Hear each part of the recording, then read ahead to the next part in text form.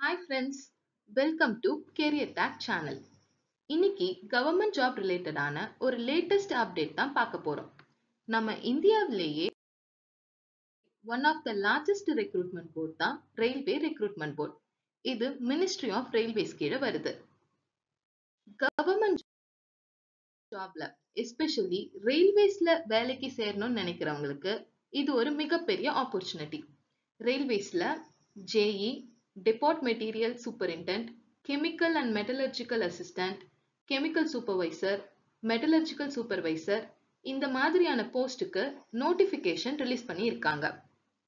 And அதோட closing date இந்த மாசம், அதாவது ஆகஸ்ட் 29 தான் லாஸ்ட் டேட். இந்த ஜாப் நோட்டிஃபிகேஷன்ல இருக்கிற இம்பார்ட்டன்டான டீடைல்ஸ் எல்லாத்தையும் இந்த வீடியோல நம்ம தெளிவா பார்க்கலாம்.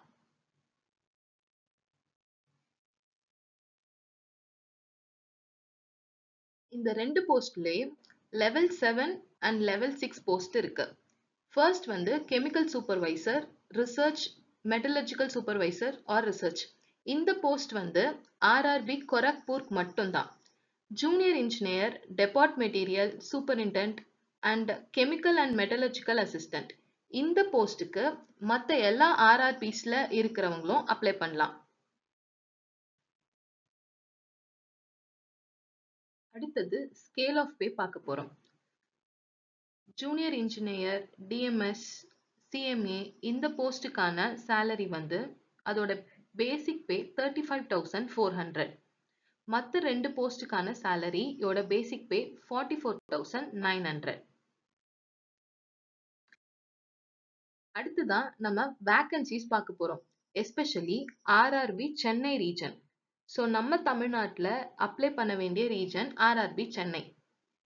அதோட ஸ்பெசிஃபிக் வேகன்சிஸும் இருக்கு. டிஃப்ரெண்ட் போஸ்ட்டுக்கான வேகன்சிஸ் இங்க தனித்தனியா கொடுத்துருக்காங்க. நம்மளோட டோட்டல் வேகன்சி ஆர்ஆர்பி சென்னையோட டோட்டல் வேகன்சி 652. அடுத்ததா ஏஜ் லிமிட் பார்க்க போறோம். ஏஜ் லிமிட் வந்து 18 இயர்ஸ்ல இருந்து 36 இயர்ஸ் வரைக்கும் இருக்கலாம். நார்மலா பிரிஸ்கிரைப்ட் ஏஜ் வந்து 18 to 33 இயர்ஸ் தான். பட் COVID-19 பேண்டமிக்கு அப்புறமா 3 இயர்ஸ் பிரிஸ்கிரைப்ட் அப்பர் ஏஜ் லிமிட்டை எக்ஸ்டெண்ட் பண்ணியிருக்காங்க. ஸோ 18ல இருந்து 36 இயர்ஸ் வரைக்கும் இருக்கிறவங்க அப்ளை பண்ணிக்கலாம். அடுத்ததா டேட் ஆஃப் பர்த் எந்த அப்பர் லிமிட் இருக்கணும், லோவர் லிமிட் இருக்கணும் அப்படின்றதையும் அவங்க தெளிவாக கொடுத்துருக்காங்க. ஒவ்வொரு கேட்டகரிக்கும் ஒவ்வொரு டேட் ஆஃப் பர்த் ரேஞ்ச் வந்து மாறி இருக்கு. எல்லா கேட்டகரியிலையும் lowest date of birth range வந்து 2007 January 1.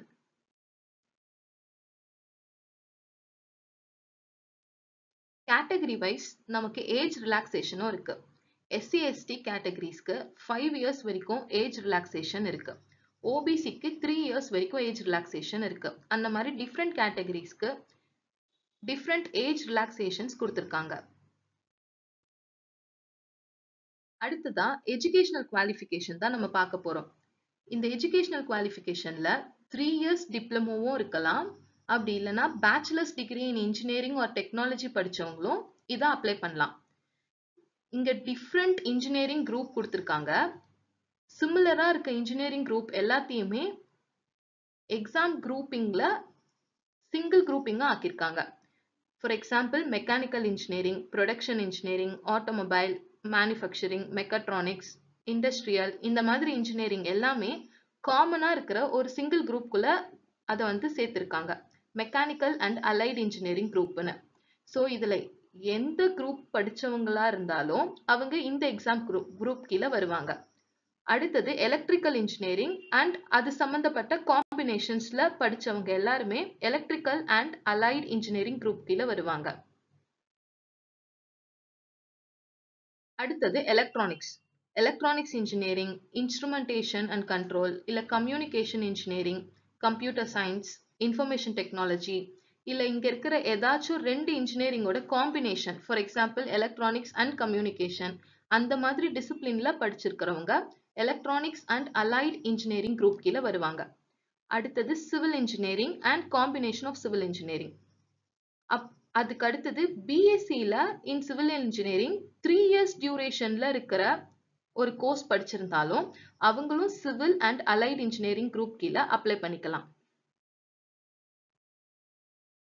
Next BSc in chemistry and physics, அவங்க சிஎம்ஏ எக்ஸாம் குரூப் கீழே வருவாங்க.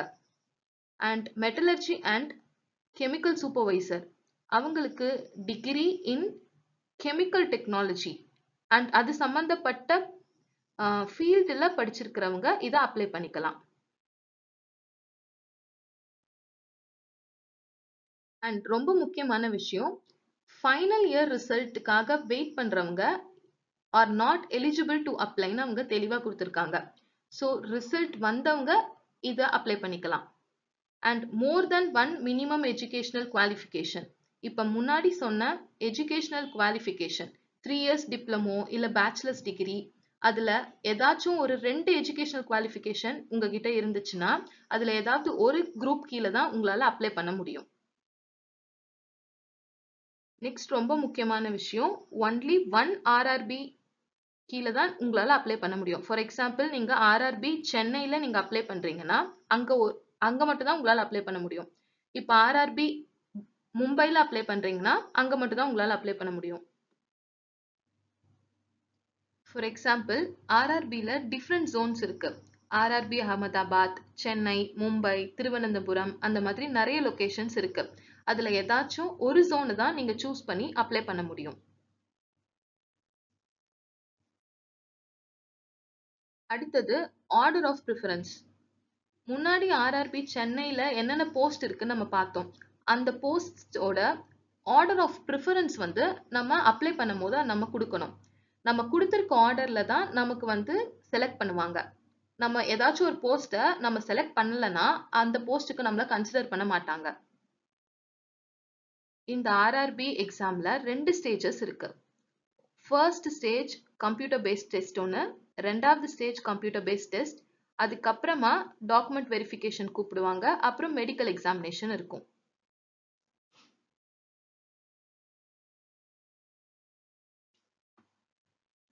இப்போ ஃபர்ஸ்ட் ஸ்டேஜ் எக்ஸாம் எழுதினவங்கள எவ்வளோ பேர் செகண்ட் ஸ்டேஜ்க்கு ஷார்ட் லிஸ்ட் பண்ணுவாங்கன்னு பார்க்க போகிறோம். நம்மளோட டோட்டல் வேக்கன்சி ஆர்ஆர்பி சென்னைக்கு வந்து 652. ஸோ அந்த 652 வேக்கன்சி இன்டூ 15 டைம்ஸ் போட்டு அவ்வளோ பேர் வந்து நம்ம நெக்ஸ்ட் ஸ்டேஜுக்கு ஷார்ட் லிஸ்ட் பண்ணுவாங்க. எக்ஸாம்ல நெகட்டிவ் மார்க்கிங்ஸ் இருக்கு. 1/3 மார்க் வந்து நெகட்டிவ் மார்க்கிங்ஸ்.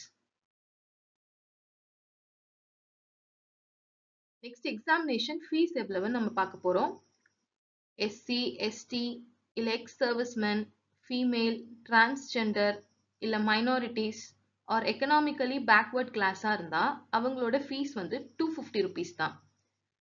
ஃபர்ஸ்ட் ஸ்டேஜ் எக்ஸாமில் நம்ம அப்பியர் ஆனாவே நம்மளுக்கு இந்த 250 rupees வந்து பேங்க் சார்ஜஸ் போக மிச்சத்தை ரீஃபண்ட் பண்ணிடுவாங்க. இப்போ சொன்ன கேட்டகரியில் இல்லாதவங்க 500 rupees பே பண்ணி எக்ஸாமுக்கு அப்ளை பண்ணணும். அவங்களுக்கு எவ்வளோ அமௌண்ட் வந்து ரீஃபண்ட் பண்ணுவாங்கன்னா 400 rupees வந்து ரீஃபண்ட் பண்ணுவாங்க. ஃபர்ஸ்ட் லெவல் எக்ஸாமில் அப்பியர் ஆனவங்களுக்கு மட்டும். Next mode of fee payment, online மோடில் தான் நம்ம ஃபீஸ் பே பண்ண முடியும். ரீஃபண்ட் தேவையான டீட்டெயில்ஸ் எல்லாத்தையுமே நம்ம அப்ளை பண்ணும் போதே கிளியராக ஸ்பெசிஃபை பண்ணிடணும். பேங்கோட name, account holder name, account number, IFSC code, இது எல்லாத்தையுமே கரெக்டாக கொடுக்குறவங்களுக்கு தான் அமௌண்ட் வந்து ரீஃபண்ட் ஆகும். நெக்ஸ்ட், இன்கேஸ் நம்ம அப்ளிகேஷனை ஃபில் பண்ணிட்டோம், நம்ம சப்மிட் பண்ணிட்டோம், அதுக்கப்புறம் ஏதாச்சும் ஒரு சேஞ்சஸ் பண்ணணும் அப்படின்னு நினைக்கிறவங்களுக்கு 30th இருந்து நெக்ஸ்ட் மந்த் 8th வரைக்கும் கரெக்ஷன் விண்டோ ஓப்பன் பண்ணுவாங்க. அப்போ ஒவ்வொரு சேஞ்சஸ்க்குமே நம்ம 250 rupees பே பண்ண வேண்டியதாக இருக்கும். ஸோ ஃபர்ஸ்ட் டைம் அப்ளை பண்ணும் போதே எல்லா டீட்டெயில்ஸும் கரெக்டாக இருக்கான்னு செக் பண்ணி அப்ளை பண்ணணும்.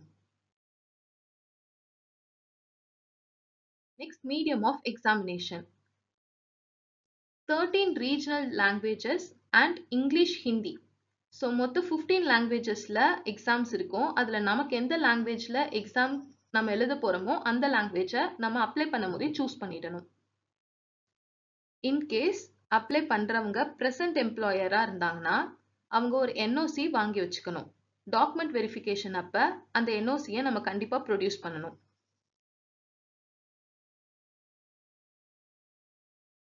நெக்ஸ்ட் ஆர்ஆர்பியில் எக்ஸாம் அப்ளை பண்ணும்போது நம்மளோட கன்சர்ன்ட் வந்து கேட்பாங்க.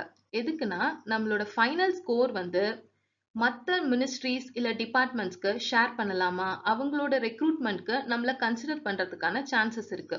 ஸோ நம்மளோட கன்சர்ன்ட் வந்து அதுக்கு கொடுத்தா நம்மளை அந்த ரெக்ரூட்மெண்ட்க்கு கன்சிடர் பண்ணுவாங்க. இன்கேஸ் அப்ளை பண்ணுறதுல ஏதாச்சும் டவுட் இருந்துச்சுன்னா கீழே அவங்களே ஃபோன் நம்பர்ஸும் கொடுத்துருக்காங்க, இமெயில் ஐடியும் கொடுத்துருக்காங்க. அது மூலமாக நம்ம காண்டாக்ட் பண்ணி நம்ம டவுட்ஸை கிளியர் பண்ணிக்கலாம். இதுதான் லிஸ்ட் ஆஃப் ஆர்ஆர்பி வெப்சைட்ஸ். நம்மளோட ஜோன் தமிழ்நாட்டில் எல்லாருமே மோஸ்ட்லி அப்ளை பண்ணுறது சென்னை தான். ஸோ நம்ம சென்னை வெப்சைட்டில் போய் அதில் நம்ம ஃபர்ஸ்ட் வந்து ஒரு அக்கௌண்ட் கிரியேட் பண்ணிக்கணும். அக்கௌண்ட் கிரியேட் பண்ணதுக்கு அப்புறமா நம்ம இந்த போஸ்ட்டுக்கு அப்ளை பண்ணிடலாம்.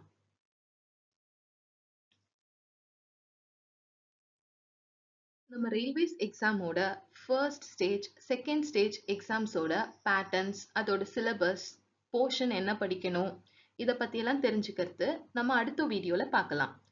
அதே மாதிரி இந்த வீடியோ ரிலேட்டடாக வேறு ஏதாச்சும் டவுட்ஸ் இருந்துச்சுன்னா இல்லை அப்ளை பண்ணும் போது ஏதாச்சும் டவுட்ஸ் இருந்ததுன்னா நம்ம கமெண்ட் செக்ஷனில் கமெண்ட் பண்ணுங்கள்.